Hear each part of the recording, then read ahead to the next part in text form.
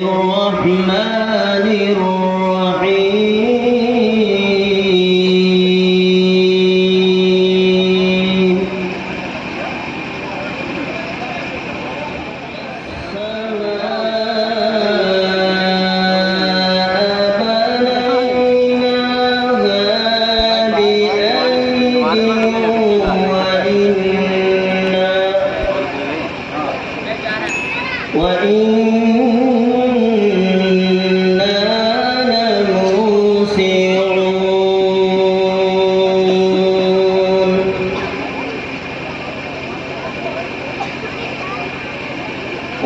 والأرض فرشناها فنعم الماهدون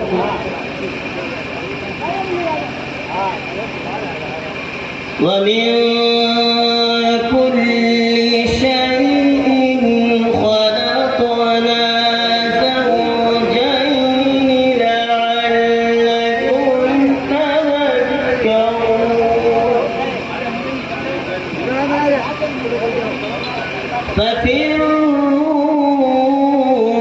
ففروا إلى الله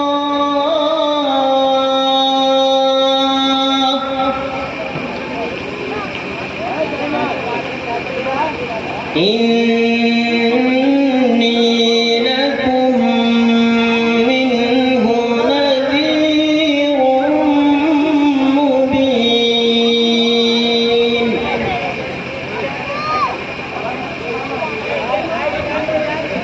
ولا تجعلوا مع الله إلها آخر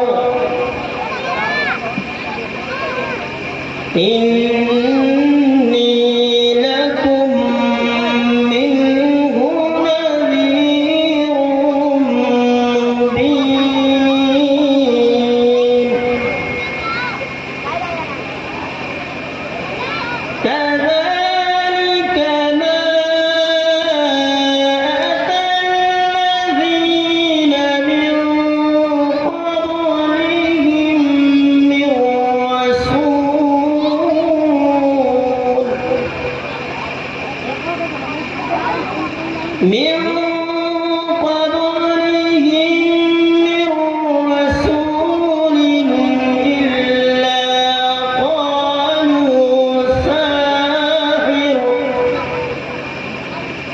إلا قالوا ساحر أو مجنون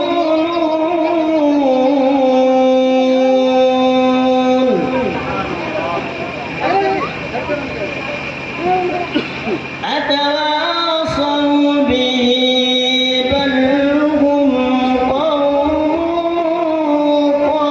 طاغون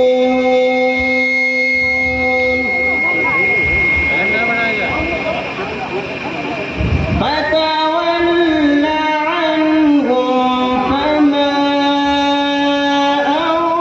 أنت بملوم وذكر فإن الذكرى تنفع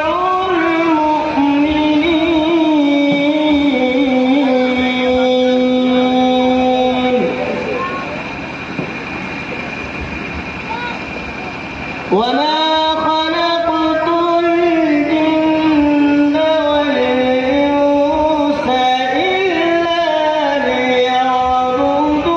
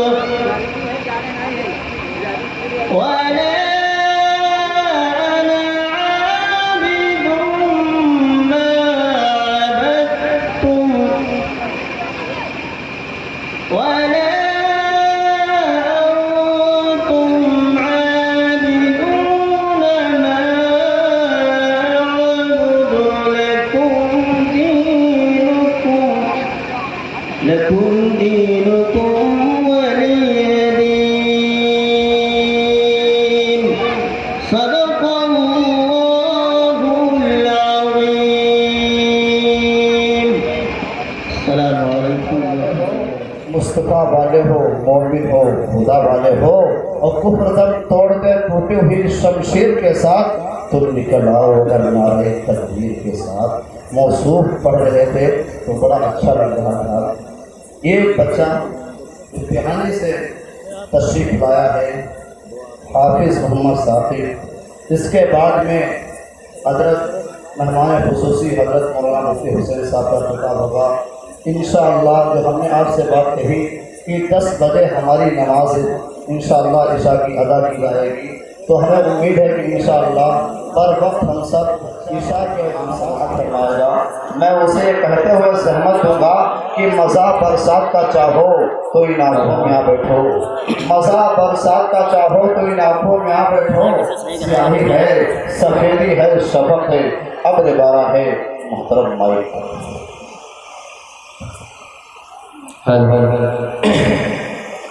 السلام علیکم ورحمۃ اللہ وبرکاتہ۔ تھوڑا بیس کم کر دیں اس کی مائک میں، تھوڑا سا بیس کم کر دیں، تھوڑا سا ایکو ڈال دیں بس۔ دیکھیے گا بطور خاص نعت پاک کے 4 مصرع پڑھتا ہوں، اور ہمارے کہانی کے بہت ہی خوبصورت شخصیت جو اسٹیج پر بیٹھی ہوئی ہے جناب مولانا عثمان غنی صاحب، دیکھیے گا بطور خاص پڑھتا ہوں۔ کوئی جب شافع محشر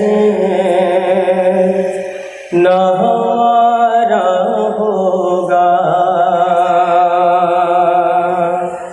کوئی جب شافع محشر نہ ہمارا ہوگا، کوئی جب شافع محشر نہ ہمارا ہوگا، صرف سرکار دو عالم کا سہارا ہوگا۔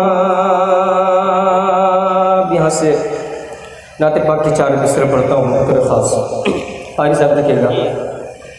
گلے دشمنوں کو لگایا نبی نے، گلے دشمنوں کو، گلے دشمنوں کو لگایا نبی نے، گلے دشمنوں کو لگایا نبی نے، گلے دشمنوں کو لگایا نبی نے، نہ دل کو کسی کے دکھایا نبی نے، نہ دل کو کسی کے۔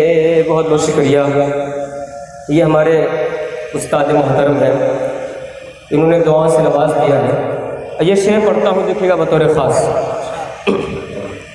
وہ آئے ہیں دنیا میں انوار لے کر، وہ آئے ہیں دنیا، وہ آئے ہیں دنیا میں انوار لے کر، وہ آئے ہیں دنیا میں انوار لے کر، جہاں سے اندھیرا مٹایا نبی نے، جہاں سے اندھیرا مٹایا نبی نے، گلے دشمنوں کو۔ مجھے ابھی تک ایسا نہیں لگا ہے کہ میں عبداللہ نگر میں کھڑا ہوں۔ ایک بار پیچھے مجمع، پیچھے سے لے کر آگے تک ایک بار مسجد کے کہہ دے سبحان اللہ، سبحان اللہ۔ یہ پیچھے والا محلہ ابھی تو خاموش ہے، بھائی آپ ایک بار مسجد کے کہہ دے۔ دیکھیے گا، اور حضرت مفتی جی شاہ صاحب بہت اچھی نظامت کر رہے ہیں، یہ ان کے حوالے پڑھتا ہوں بطور خاص۔ صحابہ کو میرے جو صحابہ سے محبت کرنے والے ہیں اہل اسٹیج سے بھی میں درخواست کرتا ہوں کہ ایک بار مچل کے کہتے ہیں سبحان اللہ. دیکھیے گا بطور خاص صحابہ کو میرے نہ کہنا برا تم صحابہ کو میرے صحابہ کو میرے نہ کہنا برا تم صحابہ کو میرے نہ کہنا برا تم یہ امت کو اپنی بتایا نبی نے یہ امت کو اپنی بتایا نبی نے گلے دشمنوں کو. دنیا سے اللہ کے رسول صلی اللہ علیہ وسلم نے جہالت کو اور جھگڑوں کو کیسے ختم کیا ہے بطور خاص ستم سہے لیے ہیں ستم سہے لیے ہیں ستم سہے لیے ہیں ستم سہے لیے ہیں مگر بدعا کو ستم سہے لیے ہیں مگر بدعا کو نہ ہاتھوں کو اپنے اٹھایا نبی نے نہ ہاتھوں کو اپنے اٹھایا نبی نے گلے دشمنوں کو. یہ شعر مفتی صاحب کے حوالے کرنا چاہتا ہوں بطور خاص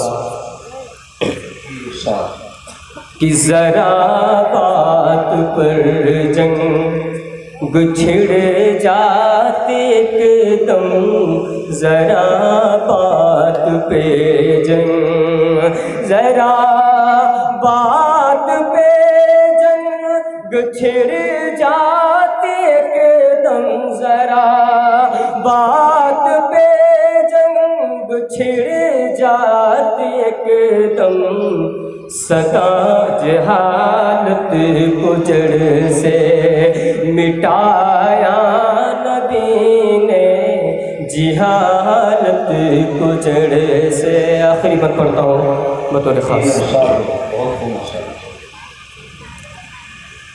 گلے دشمنوں کو. اور آپ صلی اللہ علیہ وسلم نے ان بے سہاروں کو سہارا دیا ہے جن کا کوئی دنیا کے اندر سہارا نہیں تھا. اس شعر کو ذہن میں رکھے گا بطور خاص سہارا نہ تھا جن کا کوئی جہاں میں سہارا نہ تھا جن سہارا نہ تھا جن کا کوئی جہاں میں سہارا کوئی جگہ میں گلے ان کو اپنے لگایا نبی نے گلے ان کو اپنے لگایا نبی نے گلے دشمنوں کو لگایا نبی نے نہ دل کو کسی کے دکھایا نبی نے. ماشاء اللہ حافظ محمد ثاقب صاحب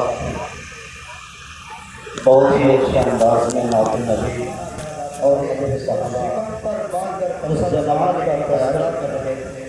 انہیں خود پیڑ کو پتھروں کو باندھا ہے لیکن دوسروں کی ضرورتوں کو پورا کیا ہے. قیادت کی ہے رہنمائی کی ہے شکم پر باندھ کر پتھر زمانے کی قیادت کی. ہمیں اس دور میں ایسا گھرانہ یاد آتا ہے ہمیں اس دور میں ایسا گھرانہ یاد آتا ہے. میرے دوستوں اب انتظار کی گھڑیاں ختم ہو چکی ہیں اب انتظار کے لمحات ختم ہو چکے ہیں اب انتظار کی ساعتیں ختم ہو چکی ہیں. اب جس شخصیت کے لیے آپ حضرات منتظر تھے اور آخر تک بیٹھے ہیں، وہ ذات اب وہ عظیم ہستی، عظیم المرتبت انسان محتاج تعارف نہیں ہے۔ آپ حضرات کی نظریں جس شخصیت کے اوپر ٹکی ہوئی ہیں، مگر ان پر آپ حضرات کے دل کی ترجمانی کرتے ہوئے اگر میں یہ کہوں کہ بلبل کو پھول، پھول کو خوشبو پسند ہے، بلبل کو پھول، پھول کو خوشبو پسند ہے، سب کی جو سب پسند مجھے تو پسند ہے، میں اس ذات تک اجمالا تعارف کراؤں گا۔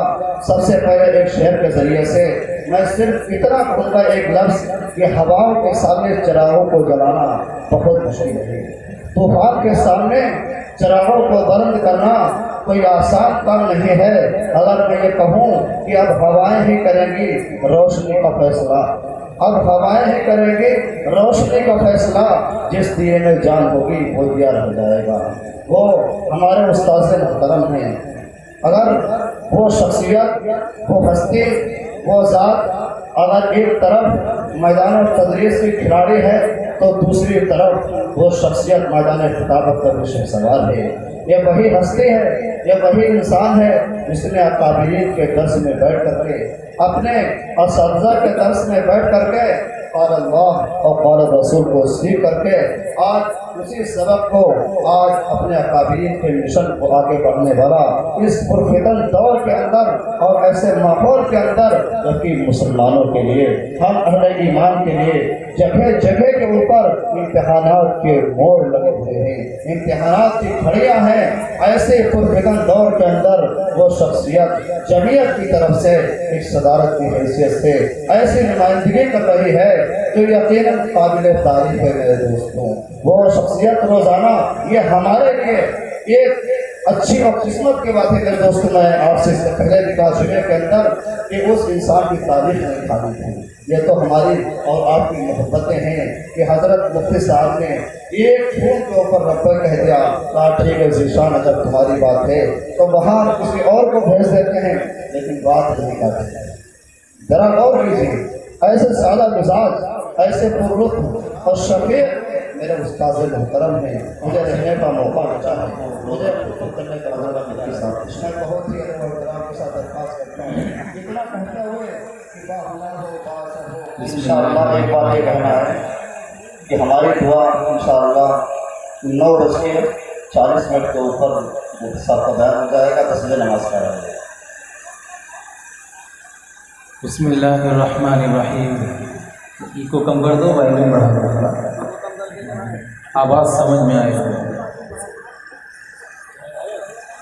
الحمدللہ نحمدہ ونستعینہ ونستغفرہ ونؤمن بہ ونتوکل علیہ ونعوذ باللہ من شرور انفسنا ومن سیئات اعمالنا، من يهده الله فلا مضل له ومن يضلله فلا هادي له، ونشهد أن سيدنا وحبيبنا وشفيعنا وسندنا ومولانا محمدا عبده ورسوله، أما بعد، أعوذ بالله من الشيطان الرجيم، بسم الله الرحمن الرحيم، ومن يطع الله ورسوله فقد فاز فوزا عظيما، قال رسول الله صلى الله عليه وسلم، من احدث في امرنا هذا ما ليس منه فهو رد، او كما قال عليه الصلاة والسلام۔ قوت عشق سے ہر پست کو بالا کر دے، قوت عشق سے ہر پست کو بالا کر دے، دہر میں اسم محمد سے اجالا کر دے، خیمہ افلاک کا استادہ اسی نام سے ہے، نبض ہستی تپش آمادہ اسی نام سے ہے، دشت میں دامن کوثر میں میدان میں ہے، عشق بیابان میں ہے، اور پوشیدہ مسلمان کے ایمان میں ہے، چشم اقوام یہ نظارہ ابد تک دیکھے، رفعت شان رفعنا لکا ذکر دیکھے، صلی اللہ علیہ وسلم۔ اسٹیج پر تشریف فرما حضرات علماء کرام، معزز سامعین، گھروں میں پردہ نشین پیاری ماں اور بہنوں، काफ़ी देर से आप हजरात अल्लाह के प्यारे हबीब हम सब के आका अहमद मुश्तबा मोहम्मद मुस्तफ़ा सल्लल्लाहु अलैहि वसल्लम के तज़किरे को समाअत फरमा रहे हैं। मेरे दोस्तों, दुनिया के अंदर बहुत सारे इंसान आते हैं और अपने अपने फ़न के अंदर कमालात पैदा करते हैं। साइंसदान होता है और वो अपने साइंस के मैदान में बहुत बड़ा कमाल हासिल करता है। कोई बहुत बड़ा डॉक्टर होता है और अपने डॉक्टरी के मैदान में वो बहुत कमाल हासिल करता है, बहुत खिदमत करता है, करके बड़ा कारहाय नुमाया अंजाम देता है। चाहे कितना बड़ा भी इंसान हो, लेकिन जब वो दुनिया से जाता है, जब उसका इंतकाल होता है, तो बाद में जो लोगों के उस पर तबसरे होते हैं, चाहे वो लोग लिखें या ज़बान से कहें, तो हर एक का तबसरा ये होता है कि ये शख्स बड़े काम का आदमी था और बड़ी मेहनत की, बड़ा काम किया, लेकिन अगर कुछ दिन तक और ज़िंदा रहता तो और काम करता, कुछ दिन और ज़िंदा रहता तो और काम करता। हमारे पड़ोस में मुहय्यिद्दीन हज़रत शाह अबरार हक हरदोई रहमतुल्लाह अलैह एक सुन्नत के मिशन को लेके चले और पूरी दुनिया में सुन्नत के मिशन को आम किया और पूरी दुनिया में मुहय्यिद्दीन के नाम से मशहूर हुए। लेकिन जब आप दुनिया से तशरीफ़ ले गए तो सबकी ज़बान पर था कि हज़रत ने बड़ा काम किया है, सुन्नत को इस ज़माने में ज़िंदा किया है, लेकिन अगर आप कुछ दिन और दुनिया में रहते तो इस सुन्नत के मिशन को और बढ़ा देते।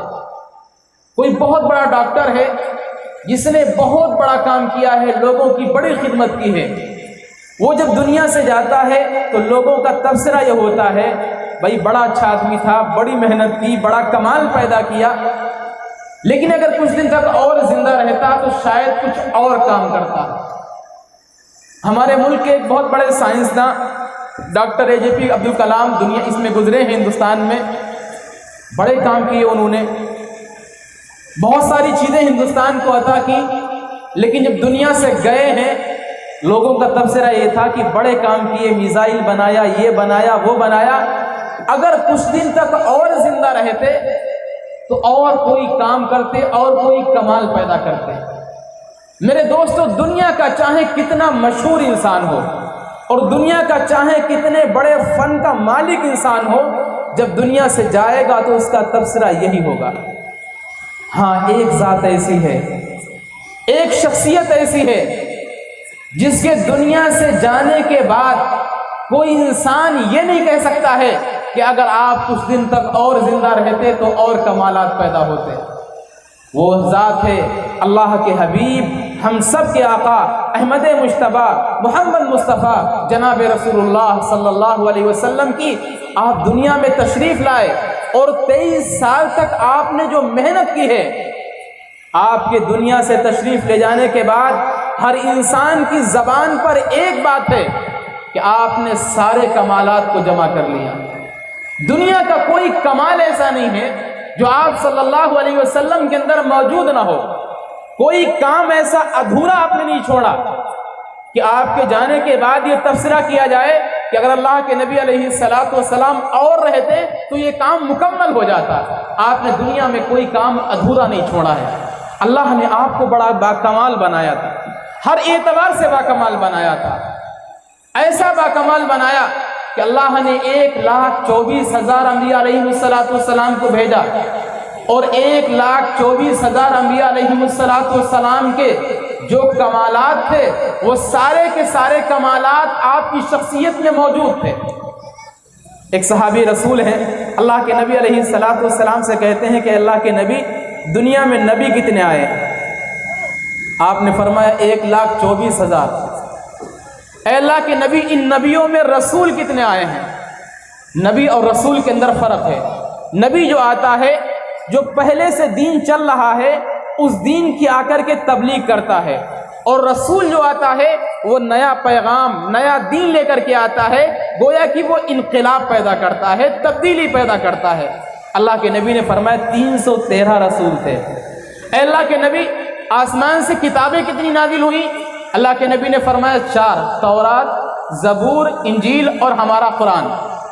اب ذرا غور کیجئے، اللہ رب العزت نے جو صحابہ کی جماعت بنائی ہے، جو اللہ کے نبی علیہ السلام کے ہاتھ پر ایمان لائے ہیں، وہ 1,24,000 تقریباً صحابہ ہیں۔ ان صحابہ کے اندر جو بدری صحابہ ہیں وہ 313 ہیں، اور جو اس میں منتخب صحابہ ہیں وہ 4 ہیں۔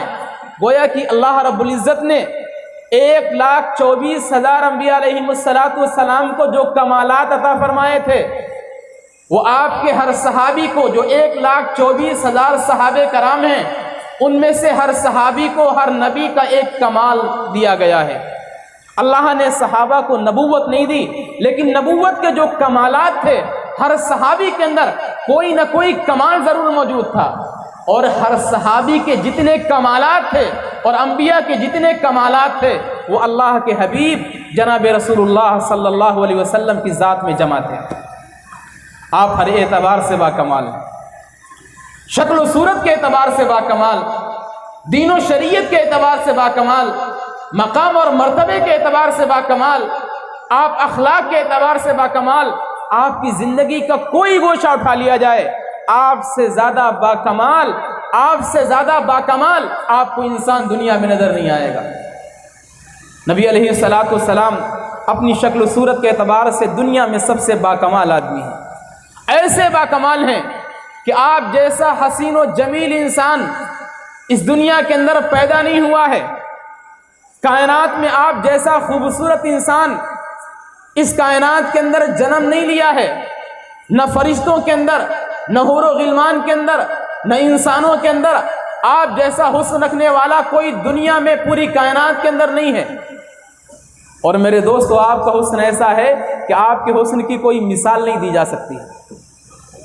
آپ شکل و صورت کے اعتبار سے اتنے باکمال ہیں، اتنے باکمال ہیں کہ آپ کے حسن کی کوئی مثال نہیں دی جا سکتی ہے۔ مثال کس کی دی جاتی ہے؟ مثال کے لیے ضروری ہے کہ آپ جس کی مثال دے رہے ہوں وہ یا تو اس کے برابر ہو یا اس سے بہتر ہو۔ جیسے آپ سفیدی کی مثال دیتے ہیں کہ فلاں چیز دودھ کی طرح سفید ہے، تو دودھ اپنی مثال کے اندر سب سے زیادہ سفید ہے، اس لیے ہر سفید چیز کی مثال دودھ کے ذریعے دی جاتی ہے۔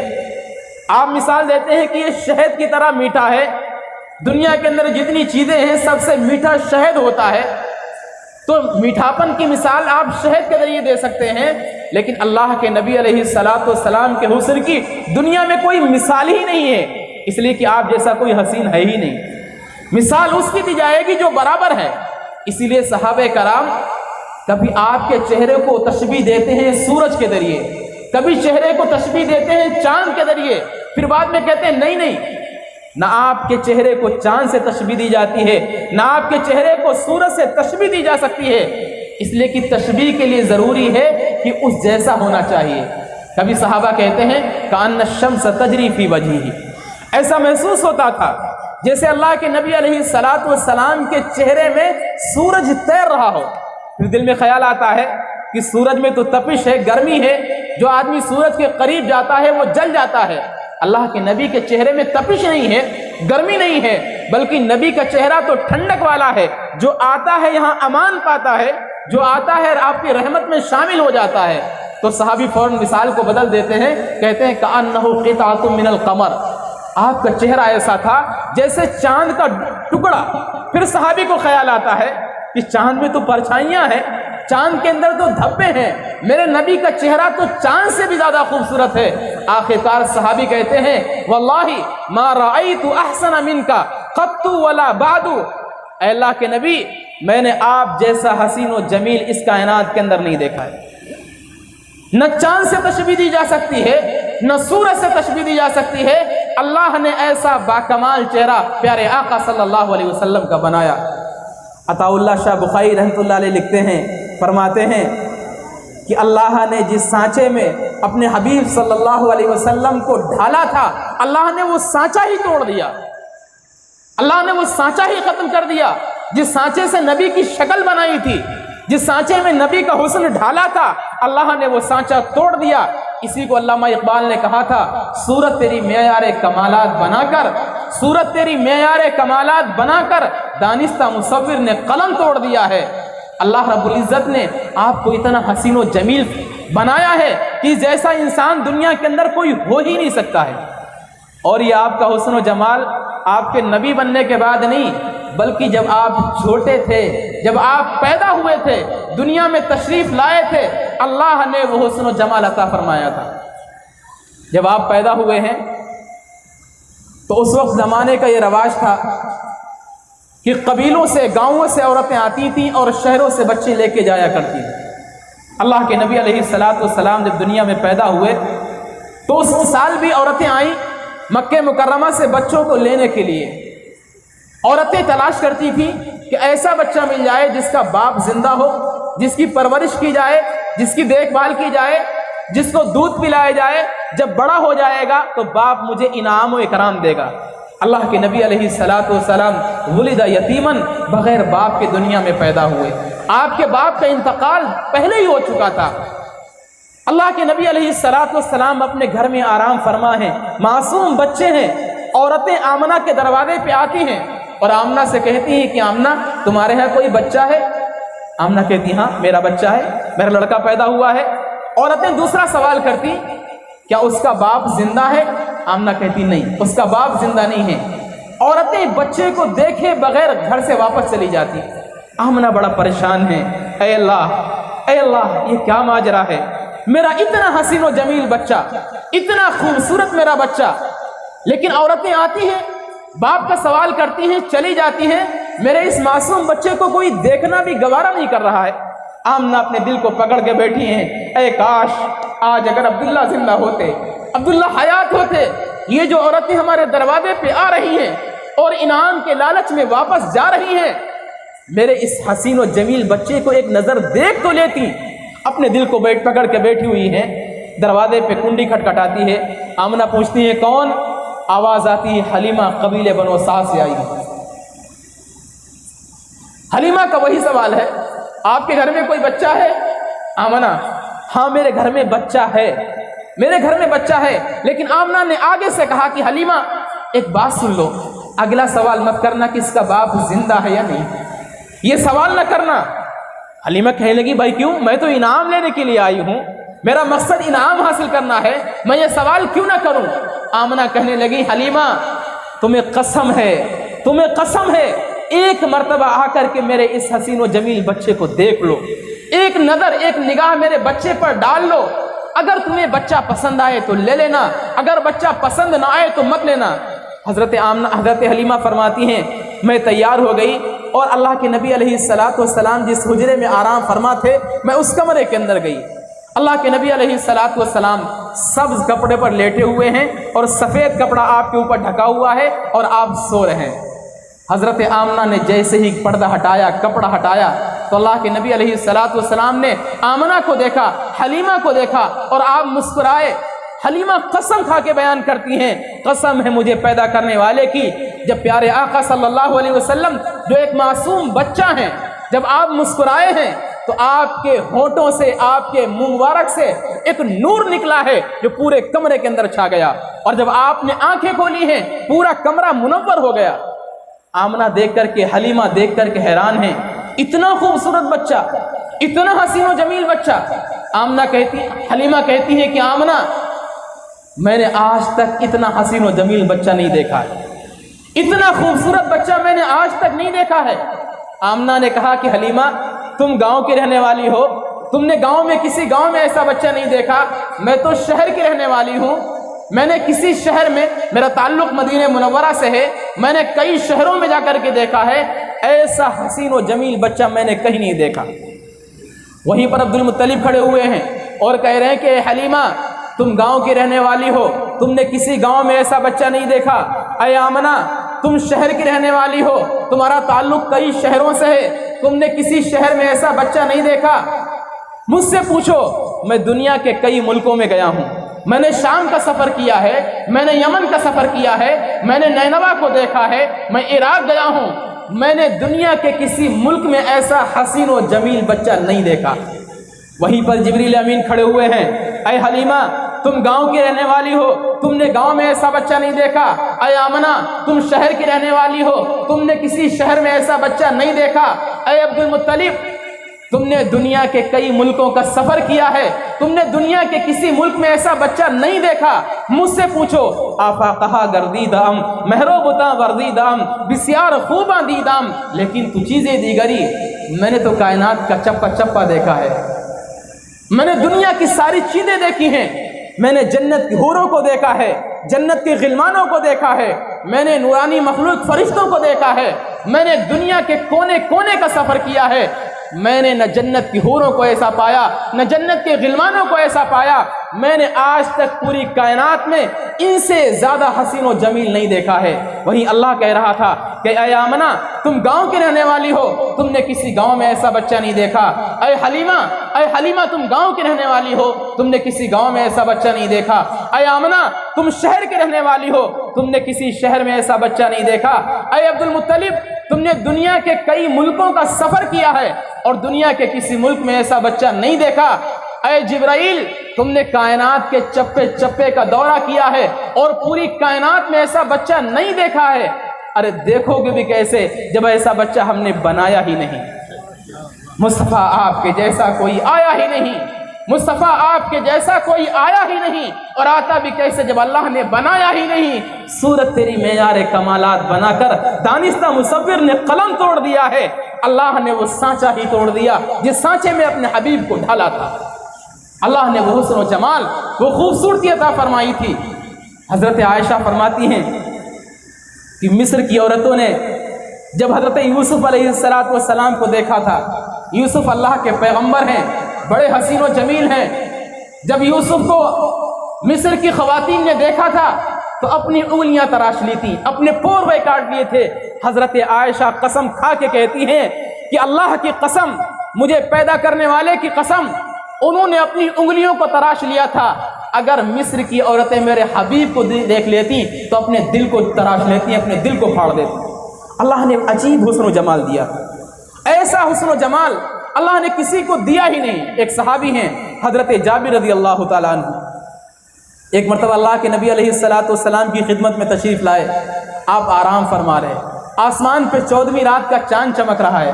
حضرت جابر فرماتے ہیں میں چاند کو دیکھتا ہوں، اللہ کے نبی کو دیکھتا ہوں، اب میں فیصلہ نہیں کر پا رہا ہوں کہ کون زیادہ خوبصورت ہے۔ 14ویں رات کا چاند آسمان پہ چمک رہا ہے، ادھر نبی کا چہرہ چمک رہا ہے، میں مذبذب ہوں، کون زیادہ چمکدار ہے؟ میں نے غور کیا، میں نے فکر کیا، مجھے نظر آیا کہ چاند میں دھبے ہیں، میرے نبی کے چہرے پر کوئی دھبا نہیں ہے، میرے نبی کے چہرے پر کوئی نشان نہیں ہے۔ میں نے قسم کھا کے کہا اللہ کے نبی کا چہرہ، اللہ کے نبی کا حسن اس چاند سے بھی زیادہ ہے۔ یہی تو بات تھی جب اللہ کے نبی علیہ السلام کو حضرت حسان نے دیکھا تھا تو تڑپ اٹھے تھے اور یہ اشعار کہے تھے وَأَحْسَنَ مِنْكَ لَمْ تَرَ قَطُّ عَيْنِي وَأَجْمَلَ مِنْكَ لَمْ تَلِدِ النِّسَاءُ خُلِقْتَ مُبَرَّأً مِنْ كُلِّ عَيْبٍ كَأَنَّكَ قَدْ خُلِقْتَ كَمَا تَشَاءُ۔ حضرت حسان فرماتے ہیں میری اس آنکھ نے آپ سے زیادہ حسین و جمیل کوئی نہیں دیکھا ہے۔ آپ کے حسن و جمال کے لیے دو لفظ استعمال کیے جاتے ہیں، وسیم اور جسیم۔ وسیم کے معنی ہوتے ہیں جہاں سے دیکھا جائے وہاں سے خوبصورت نظر آئے، جہاں سے دیکھا جائے، آنکھ دیکھی جائے آنکھ خوبصورت ہے، بال دیکھے جائیں بال خوبصورت ہیں، ناک دیکھی جائے ناک خوبصورت ہے، آنکھوں کی پلکیں دیکھی جائیں آنکھوں کی پلکیں خوبصورت ہیں، ہاتھ دیکھے جائے ہاتھ خوبصورت ہیں، ہاتھوں کی انگلیاں دیکھی جائیں ہاتھوں کی انگلیاں خوبصورت ہیں، انگلیوں کے پوروے دیکھے جائیں انگلیوں کے پوروے خوبصورت ہیں، پورووں کے ناخن دیکھے جائیں پورووں کے ناخن خوبصورت ہیں۔ یہ کمال صرف اللہ کے نبی کا ہے، ورنہ دنیا میں حسینوں کا معاملہ ایسا نہیں ہے۔ اللہ رب العزت کسی بھی حسین کو پورا حسن و جمال نہیں دیتا ہے، بلکہ کوئی ایک یا دو چیز خوبصورت ہوتی ہیں۔ کہا جاتا ہے فلاں کی ناک بڑی خوبصورت ہے، کیا مطلب ہے؟ جتنی ناک خوبصورت ہے اتنی دیگر چیزیں خوبصورت نہیں ہیں۔ کہا جاتا ہے فلاں کی آنکھیں بڑی خوبصورت ہیں، کیا مطلب ہے؟ جتنی آنکھیں خوبصورت ہیں رخسار اتنے خوبصورت نہیں ہیں۔ لیکن اللہ کے نبی کا حسن و جمال ایسا ہے آپ جہاں سے دیکھیں گے وہاں سے آپ کو خوبصورت نظر آئے گا. آپ سر کے بال دیکھیں گے, آپ کے سر کے بال خوبصورت ہیں. آپ کی پلکیں دیکھیں گے, بھویں دیکھیں گے, بھویں خوبصورت ہیں. آنکھوں کی پلکیں دیکھیں گے, پلکیں خوبصورت ہیں. آپ کی ناک دیکھیں گے, ناک خوبصورت ہے. آپ کے دانت دیکھیں گے, دانت خوبصورت ہیں. آپ کے ہونٹ دیکھیں گے, ہونٹ خوبصورت ہیں. نبی کا جسم جہاں سے دیکھا جاتا ہے وہاں سے خوبصورت نظر آتا ہے. یہ معنی ہے وسیم کے. اور دوسرا معنی ہے جسیم. جسیم کے معنی ہوتے ہیں جب دیکھا جائے تب خوبصورت نظر آئے, جب دیکھا جائے تو پہلے سے زیادہ حسین و جمیل نظر آئے. آج دیکھا گیا خوبصورت نظر آ رہا ہے, کل دیکھا گیا تو اور خوبصورت ہے, 1 سال کے بعد دیکھا گیا تو اور خوبصورت ہے, 10 سال کے بعد دیکھا گیا تو اور حسین و جمیل ہے. عام طریقے سے دنیا میں حسینوں کا معاملہ ایسا نہیں ہوتا ہے. دنیا کے جو خوبصورت لوگ ہوتے ہیں وہ چند دنوں کے لیے خوبصورت ہوتے ہیں. بچپنا ہے, بڑے حسین و جمیل ہیں. جوانی کے اندر حسن و جمال آ جاتا ہے, لیکن جیسے ہی جوانی ڈھلنا شروع ہوتی ہے, جیسے ہی جوانی ڈھلنا شروع ہوتی ہے, بڑھاپا آنا شروع ہوتا ہے, چہرے پہ جھریاں پڑ جاتی ہیں. وہ حسین و جمیل انسان جو بہت زیادہ خوبصورت تھا, عمر ڈھلنے کے بعد وہ خوبصورت نظر نہیں آتا ہے. جب نئی نویلی دلہن ہوتی ہے, نئی شادی ہوتی ہے تو عورت بڑی خوبصورت نظر آتی ہے. بہت سارے لوگ تو اعتکاف کر لیتے ہیں, گھر سے باہر ہی نہیں نکلتے ہیں, نکلتے ہی نہیں. لیکن چند دن گزرنے کے بعد وہی عورت جب اس کے چہرے پہ جھریاں پڑ جاتی ہیں, اس کے چہرے پہ پرچھائیاں پڑ جاتی ہیں, تو وہ عورت اتنی حسین و جمیل نہیں لگتی ہے. لیکن اللہ کے نبی کا حسن ایسا ہے کہ آپ کو جب دیکھا جائے تب آپ خوبصورت نظر آئیں گے. جس آدمی نے آپ کو آج دیکھا اس نے بھی خوبصورت پایا, جس نے 1 سال کے بعد دیکھا اسے بھی آپ حسین و جمیل لگے. اس لیے کہ اللہ کے نبی علیہ السلام کا حسن روزانہ بڑھتا تھا. یزید کا وجہ حسنا اذا ما زدته نظرا. حضرت مولانا قاسم نانوتوی رحمۃ اللہ نے بڑی عجیب بات فرمایا, اللہ کے نبی علیہ السلام کا یہ حسن جو لوگوں کے سامنے تھا, یہ حسن کا 10واں حصہ بھی نہیں تھا. اللہ نے آپ کے حسن پر پردے ڈال دیے تھے. اگر پورا حسن و جمال لوگوں کے سامنے پیش کر دیا جاتا تو کسی انسان کی مجال نہیں تھی کہ آپ کے چہرے انور پر نظر ڈال لیتا. ویسے بھی آپ اتنے حسین و جمیل تھے کہ کوئی بھی صحابی جی بھر کر کے, آنکھ بھر کر کے آپ کو نہیں دے سکتا تھا. ایک صحابی ہیں حضرت براء ابن عازب رضی اللہ تعالیٰ عنہ, وہ فرماتے ہیں میں نے پوری زندگی نبی علیہ السلام کو کبھی آنکھ بھر کے نہیں دیکھ پایا. آپ کے حسن کا وہ روب تھا, وہ دبدبہ تھا کہ صحابہ کی آنکھیں نہیں ٹکتی تھیں. اگر پورا حسن لوگوں کے سامنے کر دیا جاتا تو کسی کی مجال نہیں تھی کہ آپ کے چہرے انور کو دیکھ پاتے. تو اللہ نے حسن و جمال کے اعتبار سے آپ کو باکمال بنایا, ہر چیز کے اعتبار سے آپ کو باکمال بنایا. اللہ نے جو شریعت آپ کے حوالے کی ہے وہ شریعت بھی باکمال حوالے کی ہے. شریعت نبی علیہ السلام کو جو سونپی گئی ہے وہ شریعت بھی آپ کو باکمال سونپی گئی ہے, ادھوری شریعت نہیں سونپی گئی. اللہ کے نبی علیہ السلام نے لوگوں کے سامنے جو شریعت پیش کی ہے اس میں ہمیں کہیں بھی کسی کا بیار و مددگار نہیں چھوڑا ہے, ہمیں کسی کے حوالے نہیں کیا ہے کہ یہ کام کرنا ہے تو آپ کو کسی اور سے معلوم کرنا ہے. اللہ کے نبی علیہ السلام نے مکمل دین, باکمال دین اپنے حبیب کے ذریعے ہم تک پہنچایا ہے. آپ نے بتلا دیا ہر طریقے کے اندر, ہر شعبے کے اندر آپ نے بتلا دیا. ہمیں سونا ہے تو کیسے سونا ہے, ہمیں جاگنا ہے تو کیسے جاگنا ہے, ہمیں خوشی منانا ہے تو کیسے منانا ہے, غم منانا ہے تو کیسے منانا ہے, شادی بیاہ کرنے ہیں تو کیسے کرنے ہیں, اگر بچے کی پیدائش ہو جائے تو خوشی منانا ہے کیسے منانا ہے, تجارت کرنا ہے تو کیسے کرنا ہے, لوگوں سے معاملات کرنا ہے تو کیسے کرنا ہے, پڑوس میں رہنا ہے تو کیسے رہنا ہے, بیوی کے ساتھ زندگی گزارنا ہے تو کیسے گزارنا ہے, بچوں کی تربیت کرنا ہے تو کیسے کرنا ہے. اللہ کے حبیب جناب رسول اللہ صلی اللہ علیہ وسلم نے دین کے ہر شعبے میں مکمل طریقے سے رہنمائی فرمائی, ادھورا نہیں چھوڑا ہے, مکمل طریقے سے رہنمائی فرمائی ہے. حجۃ الوداع کا موقع ہے, صحابہ کرام کی ایک بڑی جماعت موجود ہے. اللہ کے نبی علیہ السلام نے سارے صحابہ کرام میں اعلان کیا, الا هل بلغت, الا هل بلغت, الا هل بلغت, کیا وہ پیغام جو اللہ نے مجھے دیا تھا میں نے پورا کا پورا پہنچا دیا ہے, پورا کا پورا طریقہ تمہیں بتلا دیا ہے, ساری کی ساری سنتیں تمہیں بتلا دی ہیں. پورا کا پورا دین تمہیں سمجھا دیا ہے؟ سارے صحابہ کرام نے ایک آواز ہو کر کے کہا قد بلغت الرسالہ وادیت الامانہ ونصحت الامہ وکشفت الغمہ وجاہدت فی اللہ حق جہادی۔ اے اللہ کے نبی، آپ نے پورا کا پورا دین ہم تک پہنچا دیا ہے، پوری کی پوری شریعت ہم تک پہنچا دی ہے۔ کیسی شریعت؟ اللہ نے اعلان کر دیا الیوم اکملت لکم دینکم واتممت علیکم نعمتی ورضیت لکم الاسلام دینا۔ اے لوگو، قیامت تک آنے والے انسانوں کے لیے میں نے مکمل دین پہنچا دیا ہے۔ اب یہ قیامت تک دین رہے گا، نہ اس میں ایک نقطہ لگانے کی ضرورت ہے، نہ ایک نقطہ ہٹانے کی ضرورت ہے۔ ایسا مکمل دین ہے۔ آپ کو کھانا کھانا ہے، نبی کا طریقہ موجود ہے۔ آپ کو پانی پینا ہے، نبی کا طریقہ موجود ہے۔ آپ کو سونا ہے، نبی کا طریقہ موجود ہے۔ آپ کے گھر میں کوئی بچہ پیدا ہوا، خوشی کیسے منائیں، نبی کا طریقہ موجود ہے۔ آپ کے یہاں کسی کا انتقال ہو گیا، کیسے تدفین کی جائے، نبی کا طریقہ موجود ہے۔ ہر چیز کے اندر اللہ کے نبی علیہ السلام نے دین ہم تک پہنچا دیا۔ اور میرے دوستو، اللہ نے بڑی چاہنے والی جماعت صحابہ کی عطا فرمائی جس نے مکمل دین پر عمل کیا ہے۔ اللہ کے نبی علیہ السلام سے وعدہ کیا، اے اللہ کے پیغمبر، اے میرے حبیب، جو دین آپ نے پہنچایا ہے نہ ایک نقطہ اس میں بڑھائیں گے، نہ ایک نقطہ اس میں گھٹائیں گے۔ اصل سمجھنے کی بات یہی ہے، یہی سمجھنے کی بات ہے۔ اللہ کے نبی علیہ السلام نے جب مکمل دین ہم تک پہنچا دیا ہے، صحابہ فرما رہے ہیں نہ ایک نقطہ بڑھائیں گے، نہ ایک نقطہ گھٹائیں گے، جو آپ نے دین دیا ہے اسی پر عمل کریں گے۔ اور اسی پر عمل کرنا میرے دوستو دین ہے، شریعت ہے۔ اگر کوئی ایسی بات جو اللہ کے نبی علیہ السلام نے نہیں بتلائی اور صحابہ نے اس پہ عمل نہیں کیا، اگر آج ہم اسے دین سمجھ کے کر رہے ہیں، اگر آج اسے ہم شریعت سمجھ کے کر رہے ہیں، اگر آج اسے ہم ثواب سمجھ کے کر رہے ہیں، میرے دوستو، یہ کوئی دیوبندی بریلوی کا اختلاف نہیں کر رہا ہوں، یہ کوئی میں فرقوں کی بات نہیں کر رہا ہوں، ایک غور سے سننے کی بات کر رہا ہوں۔ اللہ کے نبی نے جو دین صحابہ کو دیا تھا وہ دین ہمارے لیے آئیڈیل اور نمونہ ہے۔ اگر اس کو ہم نہیں کرتے ہیں، اس کے خلاف ہم کوئی کام ثواب سمجھ کے کرتے ہیں، یاد رکھیے یہ دین میں قابل قبول نہیں، یہ شریعت میں قابل قبول نہیں ہے۔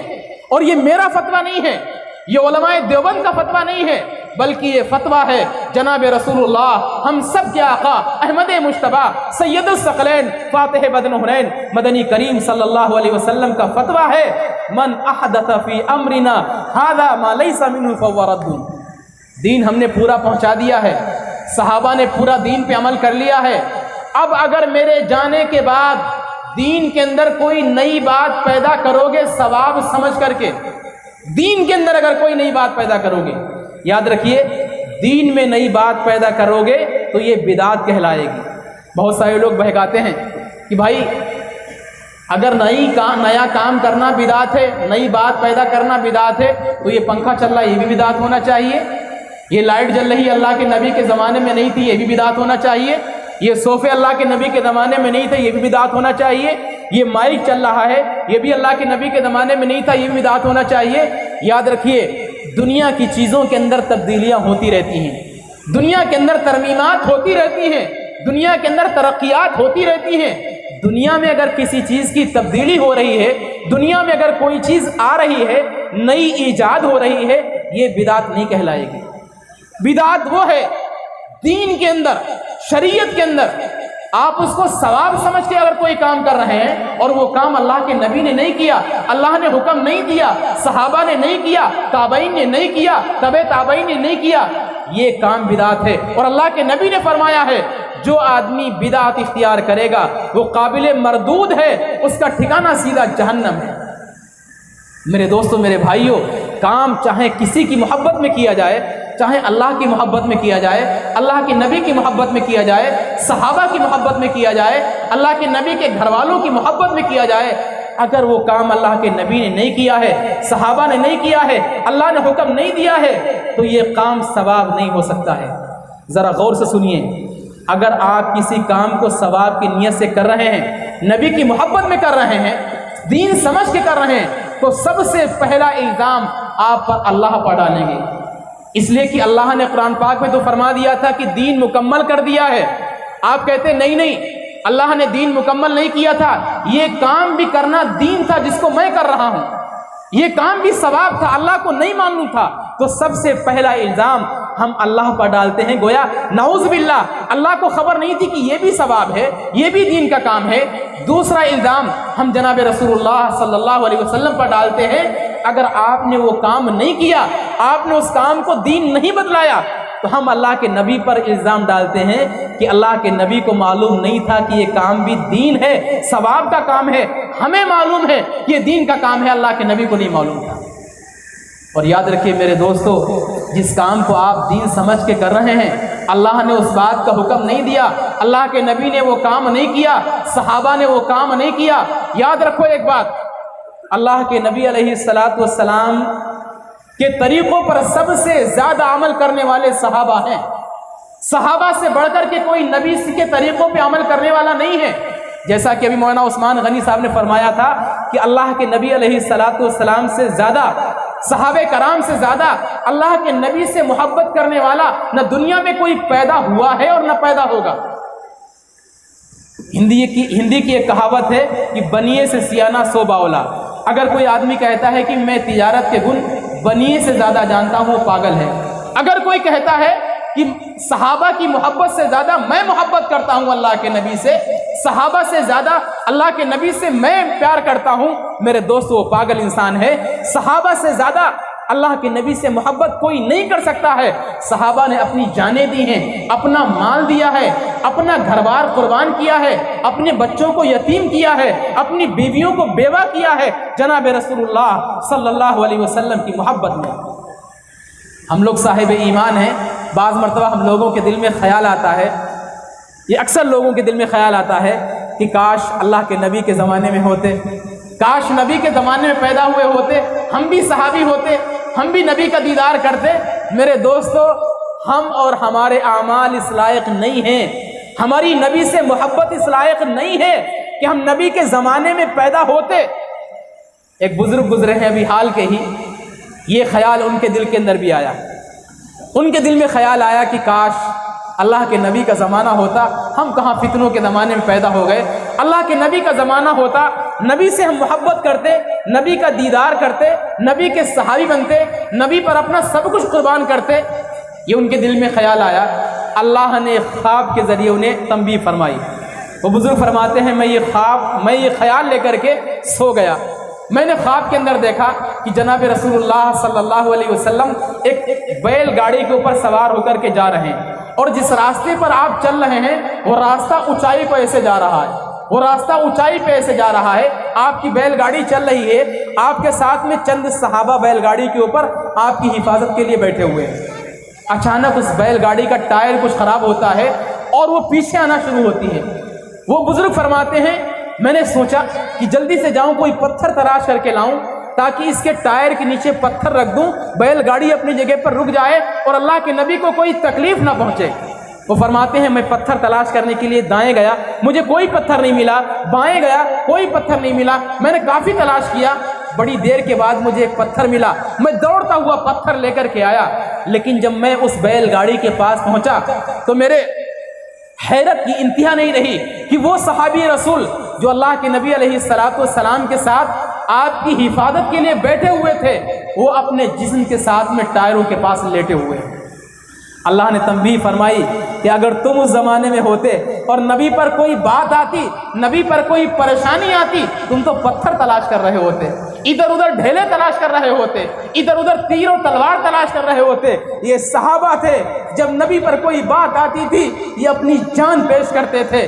جنگ احد کا موقع ہے، چاروں طرف سے مشرکین نے مسلمانوں کو گھیر لیا ہے، اللہ کے نبی علیہ الصلاۃ والسلام پر تیروں کی بوچھار کر رہے ہیں۔ ایک صحابی رسول ہیں حضرت ابو دجانہ رضی اللہ تعالیٰ عنہ، وہ یہ نہیں کہتے ہیں کہ اللہ کے نبی پر کوئی ڈھال لگا دوں نبی تیروں سے محفوظ ہو جائیں، ہم ہوتے تو کوئی پٹلا تلاش کرتے کہ کوئی پٹلا کھڑا کر دیں، کوئی ڈھال کھڑی کر دیں تاکہ نبی تیروں سے محفوظ ہو جائیں۔ وہ صحابی رسول آگے بڑھتے ہیں اور اپنی پیٹھ کو ان تیروں کی طرف کر دیتے ہیں، جتنے تیر آ رہے ہیں ان صحابی کی پیٹھ پہ لگ رہے ہیں، اپنی جان کو، اپنے جسم کو اللہ کے نبی کے سامنے پیش کر دیا۔ میرے دوستو، ان سے زیادہ محبت کرنے والا کوئی پیدا نہیں ہو سکتا ہے۔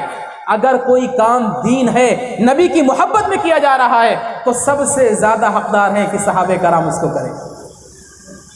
12 ربیع الاول کا مہینہ، 12 ربیع الاول کی تاریخ کل ہے، ربیع الاول کا مہینہ چل رہا ہے۔ میرے دوستو، میں عصبیت سے ہٹ کر کے، دیوبندیت اور بریلویت سے ہٹ کر کے، فرقوں سے ہٹ کر کے ایک بات کہتا ہوں کہ اگر اس دن جلوس نکالنا اللہ کے نبی کی محبت ہوتی، اگر یہ جلوس نکالنا دین کا کام ہوتا، جھنڈیاں لگانا دین کا کام ہوتا، اگربتیاں موم بتیاں جلانا دین کا کام ہوتا، روشنیاں کرنا دین کا کام ہوتا، جھالریں لٹکانا دین کا کام ہوتا، تو سب سے پہلے اللہ قرآن پاک کے اندر کہتا ہے اے محمد آج آپ کا برتھ ڈے ہے۔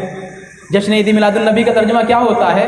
عید میلاد النبی، نبی علیہ السلام کی پیدائش کی خوشی۔ اسی کو آپ انگلش میں اگر ترجمہ کریں گے تو معنی ہو جائیں گے محمد برتھ ڈے۔ اللہ قرآن پاک میں آیت نازل فرماتا اے محمد کیا تمہیں معلوم نہیں آج تمہاری پیدائش کا دن ہے؟ تم بھی جھنڈے لگواؤ، تم بھی اگربتیاں موم بتیاں جلواؤ، تم بھی روشنیاں کرواؤ، تم بھی سارے کام کرواؤ، تم بھی چراغاں کرواؤ۔ اللہ نے قرآن پاک میں کوئی آیت نازل نہیں فرمائی، اس لیے کہ دین نہیں تھا۔ اللہ کے نبی علیہ السلام 63 سال دنیا میں رہے ہیں، 63 مرتبہ اللہ کے نبی علیہ السلام کے زمانے میں 12 ربیع الاول کا موقع آتا ہے، 63 مرتبہ میں 23 مرتبہ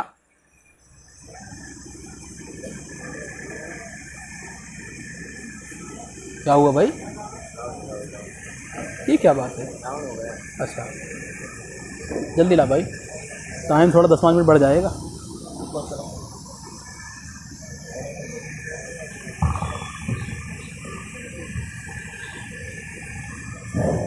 تو میرے دوستوں میں عرض کر رہا تھا کہ 63 مرتبہ میں 23 مرتبہ اللہ کے نبی علیہ السلام پر احکامات نازل ہو رہے ہیں، وہی نازل ہو رہی ہے۔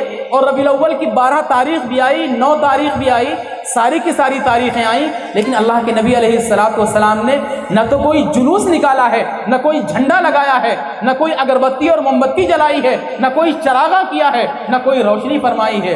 اور آپ علیہ السلام کے دنیا سے جانے کے بعد سیدنا صدیق اکبر رضی اللہ تعالیٰ عنہ جو نبی سے بے پناہ محبت کرنے والے تھے، ایسا نبی سے محبت کرنے والا نہ تو دنیا کے اندر کوئی پیدا ہوا ہے اور نہ پیدا ہو سکتا ہے۔ نبی کے اوپر اپنا سب کچھ قربان کرنے والا، اپنی جان کی بازی لگانے والا، اپنے مال کی بازی لگانے والا، نبی پر اپنا سب کچھ نچھاور کرنے والا، ان کے زمانے کے اندر بھی 12 ربیع الاول کی تاریخ آئی، لیکن نہ تو آپ نے کوئی جلوس نکالا، نہ کوئی جھنڈیاں لگوائیں، نہ آپ نے چراغاں کیا، نہ اگربتیاں اور موم بتیاں جلائیں۔ آپ کے بعد عمر فاروق کا زمانہ آتا ہے جو نبی سے ٹوٹ کر کے محبت کرنے والے تھے، بے پناہ نبی سے محبت کرنے والے تھے۔ آپ نے تقریباً 12 سال تک اس دنیا کے اندر رہ کر کے اپنی حکومت کو سنبھالا ہے، کبھی کوئی جلوس نہیں نکالا، کبھی کوئی جھنڈیاں نہیں لگائیں۔ اس کے بعد آپ کے ڈبل داماد حضرت عثمان غنی کا زمانہ آتا ہے، کبھی کوئی جلوس نہیں، کبھی کوئی جھنڈیاں نہیں، کبھی کوئی چراغاں نہیں، کبھی کوئی جھالریں نہیں لگائی گئیں۔ اس کے بعد آپ کے داماد، چہیتے داماد علی مرتضیٰ کا زمانہ آتا ہے، آپ کے علی مرتضیٰ کا زمانہ آتا ہے، حسن و حسین کا زمانہ آتا ہے، امیر معاویہ کا زمانہ آتا ہے۔ پورے 100 سال تک صحابہ اس روئے زمین پہ رہتے ہیں، صحابہ نے وہ کام نہیں کیا۔ کیا آپ صحابہ سے زیادہ محبت کرنے والے ہیں؟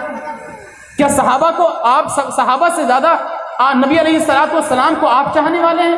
آپ کہہ رہے ہیں کہ صحابہ نے نہیں کیا، میں کر رہا ہوں، میں نبی کا عاشق ہوں۔ میرے دوستو، نبی کے عشق میں جو کام کیا جا رہا ہے یہ غلط کام ہے۔ صحابہ کے زمانے کے بعد تابعین کا دور چلتا ہے۔ تابعین میں 4 امام ہیں، امام اعظم، امام ابو حنیفہ رحمۃ اللہ علیہ، امام شافعی رحمۃ اللہ علیہ، امام مالک رحمۃ اللہ علیہ، امام احمد بن حنبل رحمۃ اللہ علیہ۔ یہ 4 امام ہیں، چاروں مسلک کے ماننے والے دنیا کے اندر موجود ہیں، لیکن ان چاروں اماموں نے نہ تو کوئی 12 ربیع الاول کا جلوس نکلوایا، نہ کوئی جھنڈا لگوایا، نہ کوئی اگربتیاں اور موم بتیاں جلوائیں، نہ کوئی جھالریں لگوائیں۔ اس کے بعد محدثین کا زمانہ آتا ہے، بڑی بڑی حدیث کی کتابیں لکھی گئیں، بخاری شریف لکھی گئی، ترمذی لکھی گئی، نسائی لکھی گئی، ابن ماجہ لکھی گئی، دارقطنی لکھی گئی، نہ جانے کتنی حدیث کی کتابیں لکھی گئیں، لیکن کسی محدث کے زمانے میں نہ تو کوئی جلوس نکلا ہے، نہ کوئی جھنڈیاں لگی ہیں، نہ صحابہ کرام، نہ اللہ کے نبی علیہ السلام کی پیدائش کا دن منایا ہے۔ اور میرے دوستو، میں آپ کو اور پیچھے لے چلتا ہوں۔ اللہ کے نبی کے زمانے میں صرف 2 عیدیں منائی جاتی ہیں۔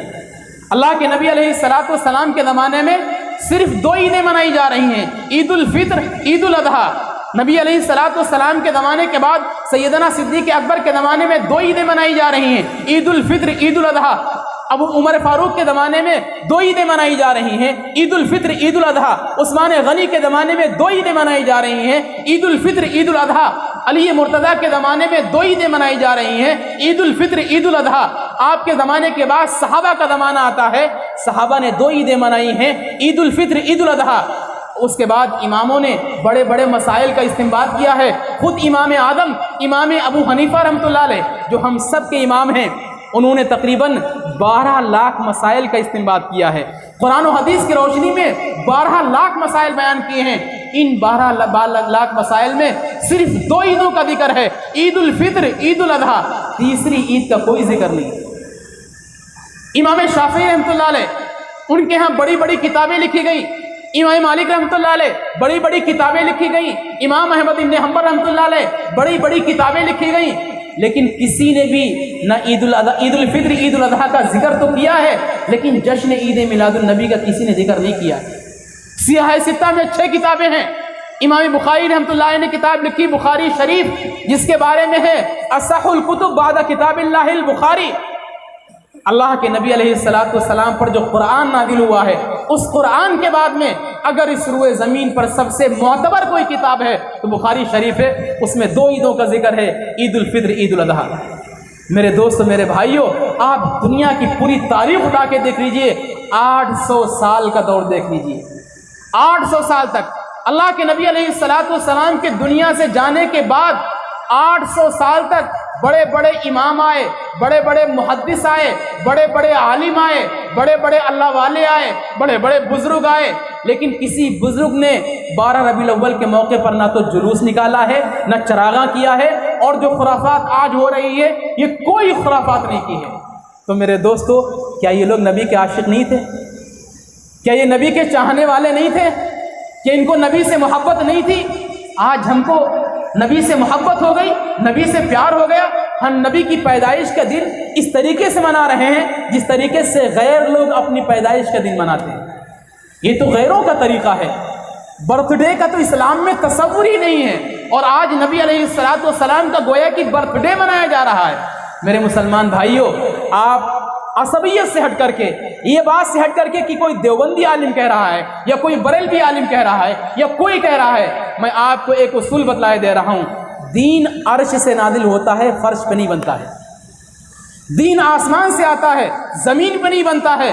دین وہ ہے جو اللہ نے اتارا، جو نبی نے بتایا، جس پر صحابہ نے عمل کیا، وہ دین ہے۔ اور اگر بعد کے لوگ کوئی کام کرتے ہیں تو وہ دین نہیں ہو سکتا ہے، وہ دین نہیں ہو سکتا ہے، وہ شریعت نہیں ہو سکتی ہے، وہ اسلام نہیں ہو سکتا ہے۔ میں آپ لوگوں کو ایک ضابطہ بتلائے دیتا ہوں، آپ لوگوں کو ایک بات بتلائے دیتا ہوں۔ اگر کوئی بھی عالم آپ کے سامنے آئے، چاہے وہ کسی مکتب فکر کا ہو، اور کہے کہ یہ کام کرنا ثواب ہے، آپ اس سے صرف اتنا ایک سوال کر لیجئے، اللہ کے نبی نے کیا ہے؟ صحابہ نے کیا ہے؟ اگر وہ کہتے ہیں کہ اللہ کے نبی نے کیا، صحابہ نے کیا، آپ آنکھ بند کر کے وہ کام کر لیجئے، اس لیے کہ وہ کام دین ہے۔ اگر وہ کہتا ہے اللہ کے نبی کے زمانے میں نہیں ہوا، صحابہ نے نہیں کیا، یہ بعد میں ہوا ہے، آنکھ بند کر کے اسے ٹھکرا دیجئے، وہ دین نہیں ہو سکتا ہے، وہ شریعت نہیں ہو سکتی ہے۔ یہ اصول یاد رکھیے، چاہے کسی عالم کے پاس چلے جائیے، دیوبندی عالم کے پاس، بریلوی عالم کے پاس، اہل حدیث کے پاس، جماعت اسلامی کے پاس، دعوت اسلامی کے پاس میں کسی کے پاس جائیے، آپ ایک سوال کر لیجئے، اللہ کے نبی نے کیا، صحابہ نے کیا؟ اگر وہ کہتا ہے ہاں کیا، آپ کریے، آنکھ بند کر کے کریے۔ لیکن اگر وہ کہتا نہیں، اس زمانے میں تو نہیں ہوا، بعد میں کیا جا رہا ہے، یاد رکھیے یہ بعد میں کیا ہوا کام یہ بدعت ہے۔ اور بدعت کے بارے میں ایک حدیث سنا کر کے اپنی بات کو ختم کرتا ہوں، چونکہ ٹائم ہو رہا ہے۔ کل قیامت کا دن ہوگا، جناب رسول اللہ صلی اللہ علیہ وسلم اپنے گنہگار امتیوں کے لیے سفارش فرما رہے ہوں گے۔ جو گنہگار نظر آئے گا، اللہ کے نبی سفارش کر رہے ہوں گے اور اسے جہنم سے نکلوا کے جنت بھجوا رہے ہوں گے۔ اسی درمیان میں آپ دیکھیں گے کہ ایک جماعت کو لایا جائے گا، ایک بڑے طبقے کو لایا جائے گا، جن کے اعضائے وضو روشن ہوں گے، جن کی پیشانیاں روشن ہوں گی۔ اس کا مطلب ہے کہ انہوں نے وضو کیا تھا، نمازیں پڑھی تھی، ان کے اعضائے وضو روشن ہیں، لیکن صورتحال یہ ہوگی کہ فرشتے انہیں گھسیٹ کر کے جہنم میں لے جا رہے ہوں گے۔ اللہ کے نبی علیہ السلام فرشتوں کو روکیں گے اور کہیں گے یہ کیا معاملہ ہے، یہ میرے امتی ہیں، دیکھو ان کے چہرے چمک رہے ہیں، ان کے ہاتھ چمک رہے ہیں، ان کے پیر چمک رہے ہیں، ان کی پیشانیاں چمک رہی ہیں، اس کا مطلب انہوں نے وضو کیا ہے، نمازیں پڑھی ہیں، یہ میرے امتی ہیں اور تم میرے سامنے گھسیٹ کر کے انہیں جہنم میں ڈال رہے ہو۔ وہ فرشتے کہیں گے اے اللہ کے نبی، اے اللہ کے پیغمبر، اس بات میں کوئی شک نہیں ہے کہ یہ آپ کے امتی ہیں، انہوں نے نمازیں بھی پڑھی تھی، انہوں نے وضو بھی کیا تھا، ان کے اعضائے وضو روشن ہیں، لیکن اے اللہ کے نبی انہوں نے ایک بہت بڑا جرم کیا تھا۔ اللہ کے نبی پوچھیں گے کیا جرم کیا تھا؟ نمازیں پڑھی، وضو کیا، روزے رکھے، زکوٰۃ دی، سارے کام کیے، میرے امتی ہیں، کیا جرم کیا ہے؟